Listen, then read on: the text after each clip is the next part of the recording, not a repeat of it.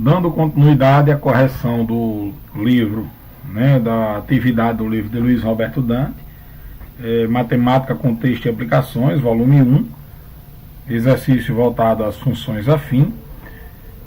Paramos na aula passada na questão de número 4, agora vamos dar continuidade a partir da questão de número 5, que diz o seguinte: considerem o retângulo a seguir, e ele nos dá esse retângulo de medidas de lado 5, né? Essa medidazinha aqui 5, e aqui x centímetros.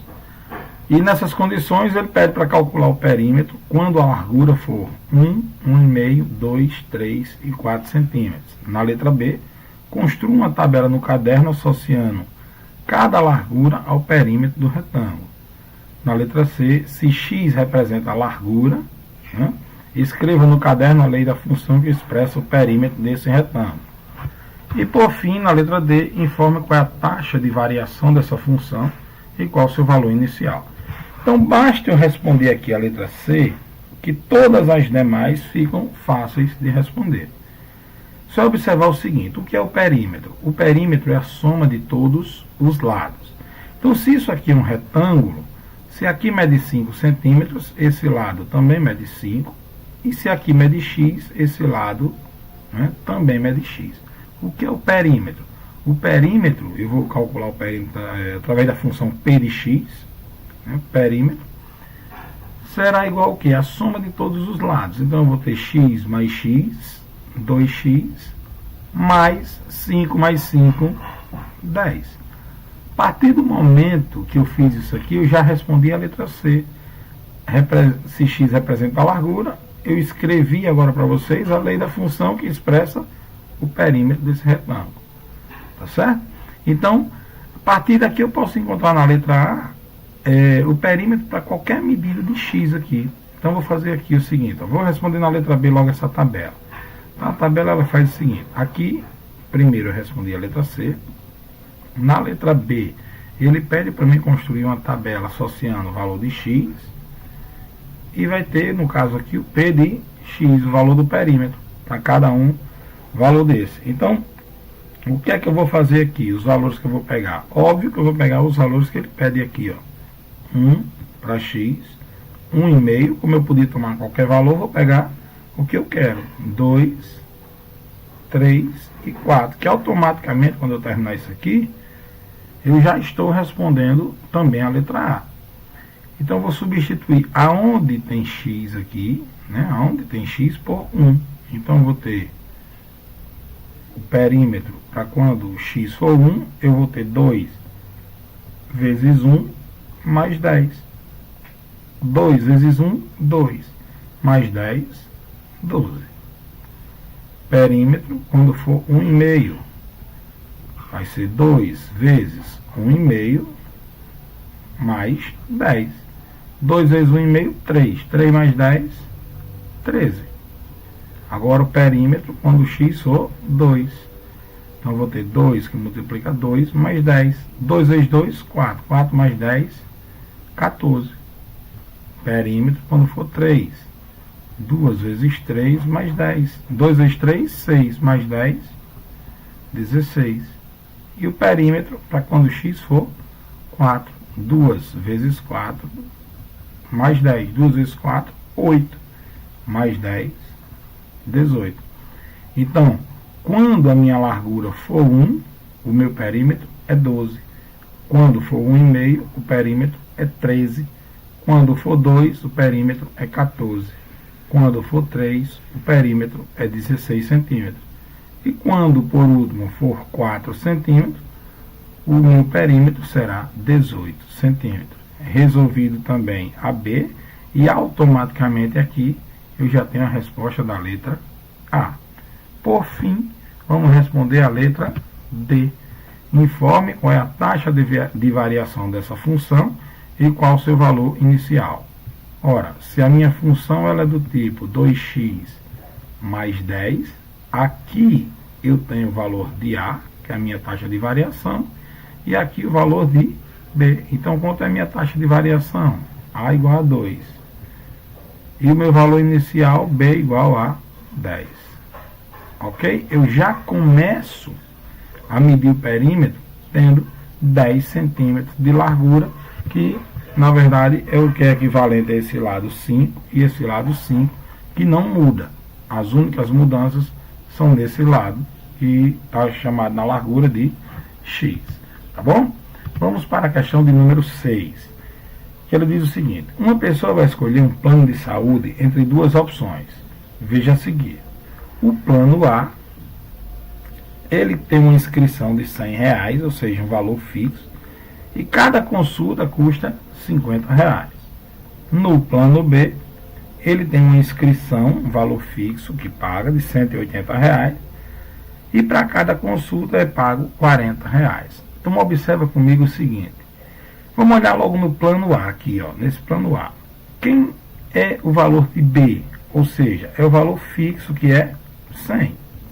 E quem é o valor que vai mudar conforme as consultas? 50. Então esse aqui é o meu A.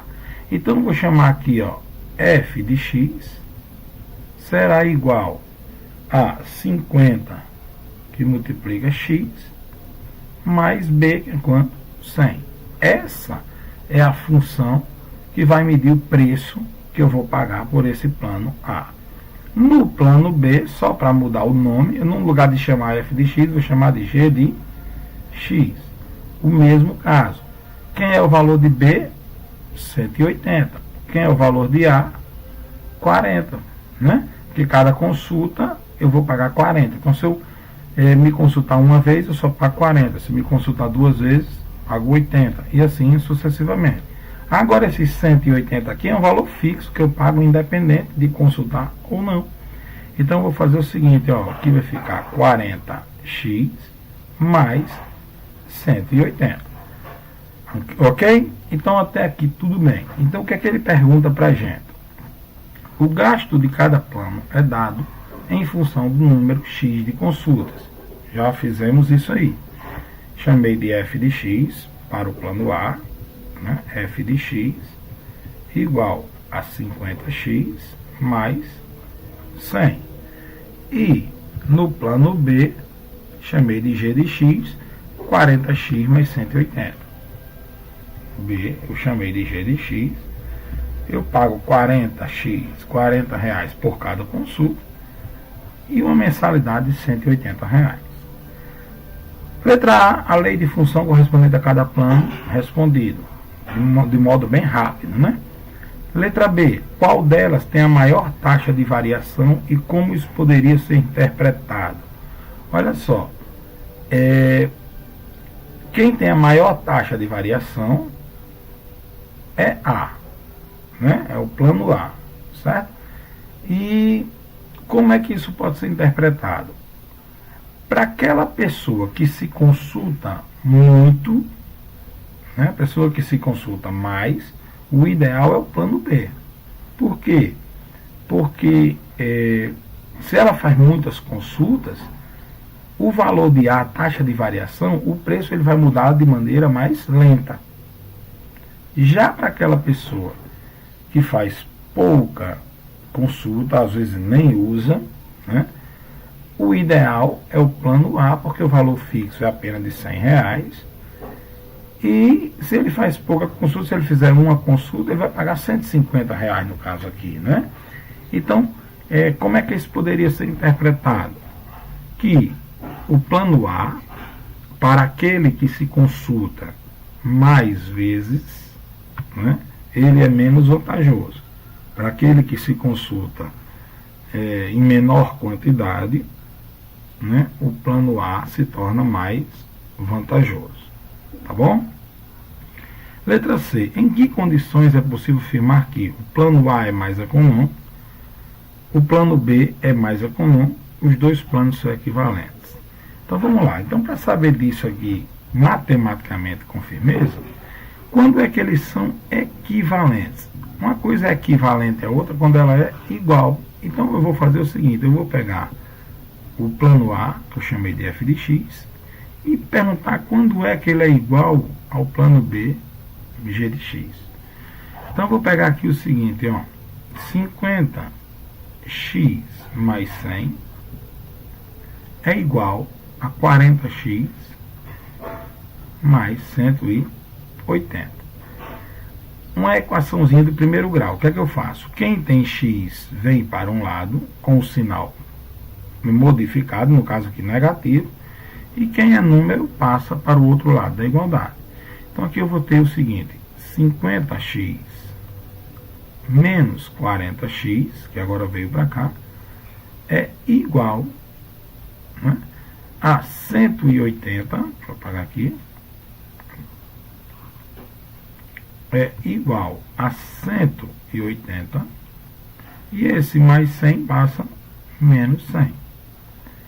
50 menos 40, 10x, igual 180 menos 100, 80. Então, x é igual a 80 dividido por 10. X igual a quanto? A 8. O que é que isso quer me dizer? Se eu fizer 8 consultas por mês, tanto faz eu ter o plano A como o plano B, que eles se tornam o mesmo preço, certo? O preço que eu vou pagar por mês é o mesmo. Agora, se eu tiver menos que 8 consultas, se eu tiver um valor menor que 8 consultas, o que é que vai acontecer? Quem é o mais vantajoso nesse caso aí? Se eu tiver, vamos imaginar aqui 7 consultas. Se eu trocar x aqui por 7, eu vou ter 50, que multiplica 7, mais 100. 7 vezes 50 vai dar 350, mais 100 eu irei pagar 450 reais no mês. Já nesse daqui, se eu fizer 40, que multiplica 7, mais 180, aqui vai dar 280 mais 180. Isso aqui vai me dar 460 reais. Ou seja, se eu tiver menos de 7, menos de 8 consultas por mês, o mais vantajoso é o plano A. Certo? Se eu tiver menos que 8 consultas. Se eu passar de 8 consultas por mês, o mais vantajoso é o plano B. Ok?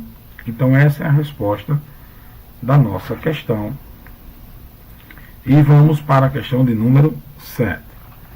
O preço do aluguel de um carro popular é dado pelo quadro abaixo. 100 km rodados, você paga uma taxa fixa de R$50. 300 km, uma taxa fixa de 63. E se andar 500 km, uma taxa fixa de 75. Em todos os casos, paga 37 centavos por quilômetro excedente rodado. Certo? Na letra A, escreva no caderno a lei de função para cada caso, chamando de x o número de quilômetros excedentes rodados. E na letra B, com a taxa de variação de cada função. Na letra A, na primeira função, essa daqui, nesse espaço aqui é o suficiente a gente fazer o seguinte, ó. R$50 é um valor fixo. Eu pago, né, para cada 100 km rodado. Passou de 100, eu vou pagar 37 centavos. Então aqui eu vou ter o seguinte, ó. Meu f de x vai ser igual a f de x é igual a 0,37x mais 50. Isso quando eu tiver uma quilometragem maior que 100. Quando eu rodar maior que 100 km, certo? Quando x for maior que 100. Eu vou ter essa função aqui, vai ser o quê? 0,30, vou chamar de g de x. Será 0,37x mais 63 para quando o x for maior que 300 km.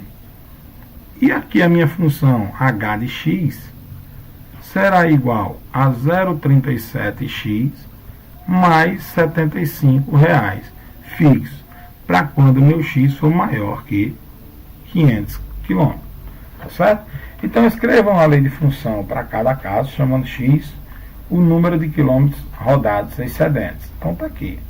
f de x, g de x e h de x, cada uma com uma condição para o valor de x. Tá certo? Vamos lá na letra B. Qual é a taxa de variação de cada função? A taxa de variação de cada função é quem? O valor de A, que é quanto? 0,37. Então, um valor fixo, A igual a 0,37. Então, esse é o valor da minha taxa de variação ou o coeficiente angular. E vamos para a última questão. Um tanque estava inicialmente com 10 litros de água. A torneira desse tanque foi aberta, deixando sair água na razão de 5 litros por segundo. Tá certo? Escreva no caderno a função afim que representa a quantidade de água após t segundos. Certo? Então, cada segundo que se passava, se saía 5 litros. Então, como é que vai ser a minha função aqui? Vou chamar de f de x, né? Seria, quem é o valor inicial aqui? 10. Como saía, era uma vazão, então aqui vai ficar menos, né? 5 vezes a quantidade de tempo. Porque para cada segundo que passava, eu multiplico por 5 litros que saía. Se saía, é negativo. Tá bom? Então, qual é a taxa de variação da função afim assim obtida? A igual a menos 5. O valor de A aqui é sempre quem está multiplicando a variável. Então, A igual a menos 5. Qual é o valor inicial da função afim obtida? B igual a 10. Ok? Então, exercício muito fácil, atividade muito fácil, relativa à função. Tá bom? Então, até a nossa próxima aula.